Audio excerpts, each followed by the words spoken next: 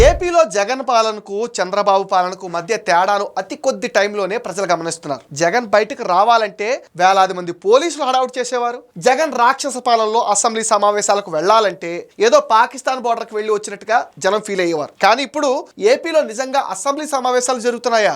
అందులోనూ బడ్జెట్ సమావేశాలా? అసలు హడావుడే లేదేంటి?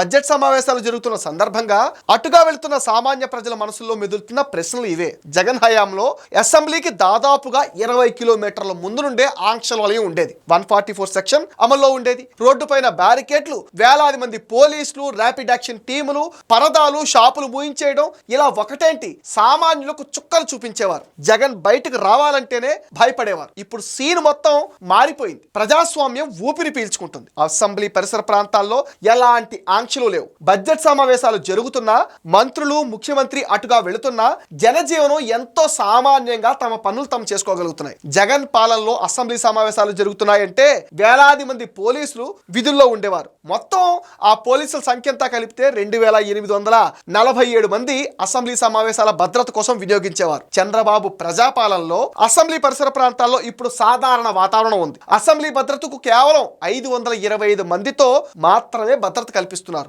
అసెంబ్లీ బడ్జెట్ సమావేశాల నేపథ్యంలో భద్రతను బాగా తగ్గించారు. గత వైసీపీ ప్రభుత్వం ఏర్పాటు చేసిన భద్రత కంటే 81.6% తక్కువ మంది పోలీసులతోనే ప్రజాప్రభుత్వం ఇప్పుడు భద్రత ఏర్పాటు చేయడం పట్ల ప్రజలు చాలా ఆనందం వ్యక్తం చేస్తున్నారు. అసెంబ్లీ పరిసర ప్రాంతాల్లో ఉండే గ్రామ ప్రజలు, వ్యాపారులు, విద్యార్థులు కూడా ఇప్పుడు చాలా స్వేచ్ఛగా తిరగలుగుతున్నారు. ప్రజాప్రభుత్వం అంటే ఇలాగే ఉండాలి అంటున్నారు.